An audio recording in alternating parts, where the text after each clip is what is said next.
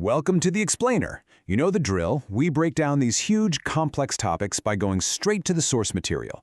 And today, man, we're tackling one of the biggest ones out there, the New World Order. All right, let's just jump right in. Is there some kind of secret group, a ruling elite, that's actually governing our lives and planning a new world order of total surveillance and control? I mean, that's the big question, right? And according to the source material, this isn't just one theory. It's more like the master key, the thread that supposedly connects all these other plots, assassinations, and political schemes. Okay, so to even begin to untangle this massive web, we've got to start at the very center. What exactly is the New World Order? I'm sure you've heard the term, the NWO, thrown around a lot, but what does it actually mean to the people who are convinced it's real? Well, according to the theory, the New World Order is this massive, overarching plan for a single world government. Think about that. The idea is to get rid of national sovereignty altogether, to just wipe out independent countries and put all the power into the hands of a very small, very select group of people. Basically, a grand Orwellian nightmare where the rest of us are just puppets. And you know, theorists will point to quotes just like this one. This is from Woodrow Wilson, before he was president, back in 1913. He's saying that some of the most powerful men in the country are afraid of something, a power that's so organized, so subtle, so watchful. When a guy like that says the biggest players are scared, it suggests there's another level of power operating completely in the shadows. Which, of course, leads us to the million-dollar question. If this master plan is real, who's actually running the show?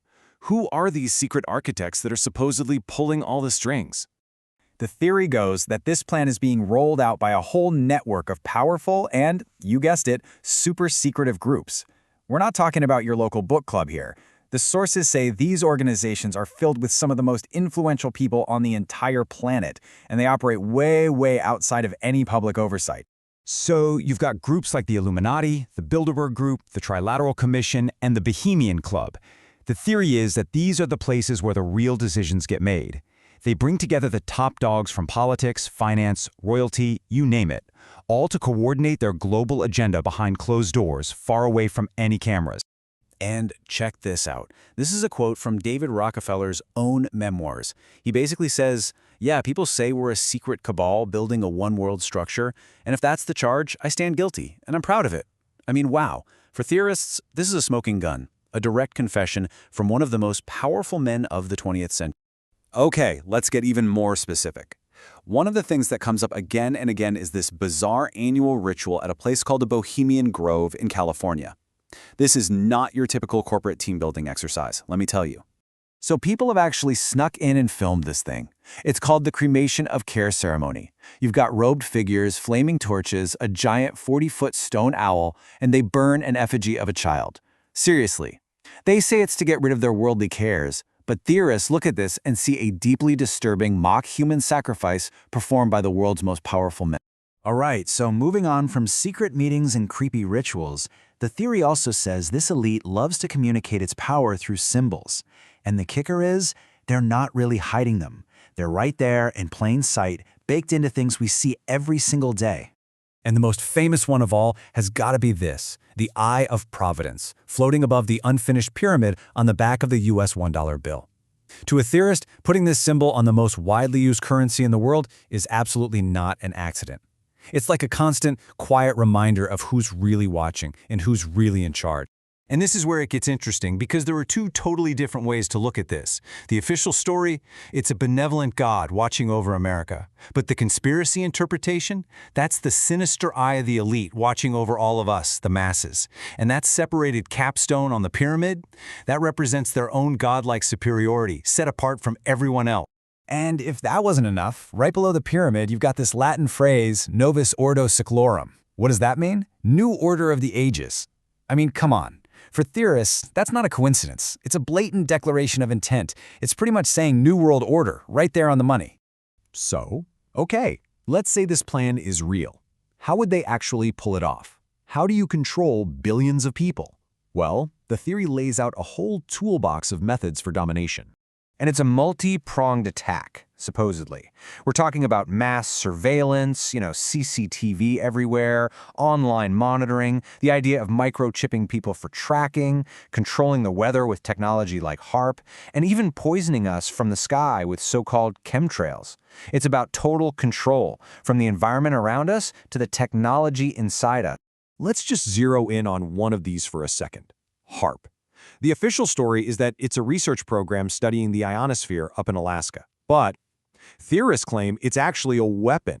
They say it can create natural disasters like hurricanes and earthquakes, and maybe even control our minds. They point to the patents for the technology as proof of these hidden capabilities. And then you get quotes like this. This is not from some sci-fi movie. It's from Zbigniew Brzezinski, a former U.S. national security advisor. He's talking about how artificially excited electronic strokes could be used to seriously impair the brain performance of very large populations. To a theorist, this is a top-level official admitting that the tech for mass mind control isn't just possible, it's something they've thought about. So all of this, the secret societies, the symbols, the tools of control, it all builds up to one final, really disturbing question. What's the end game here? I mean, what is the ultimate goal of the New World Order? Well, according to the theory, the most sinister part of the whole plan is mass depopulation. The belief is that the elite want to, well, dramatically reduce the number of people on the planet. They want to get the population down to a much more manageable number. And for proof, theorists will often point to this place, the Georgia Guidestones. It's this huge granite monument put up in 1980 by someone who remains anonymous, and carved into it are 10 commandments for New Age. It's seen as a public declaration of the depopulation agenda. And the very first commandment on that monument says, maintain humanity under 500 million people in perpetual balance with nature. Just let that sink in for a second. To get the world's population under 500 million people, you'd have to eliminate over 90% of the people currently alive. It's just a staggering statement to carve into stone for everyone to see. So, when you put it all together, the picture this theory paints is pretty dark. It describes what seems like an all-powerful, absolute system of control. It's definitely a terrifying thought. Which raises the question, is it too late? But then again, maybe that feeling of complete hopelessness is the final tool of control, right? In our final explainer, we're going to look at the conclusion from our source material.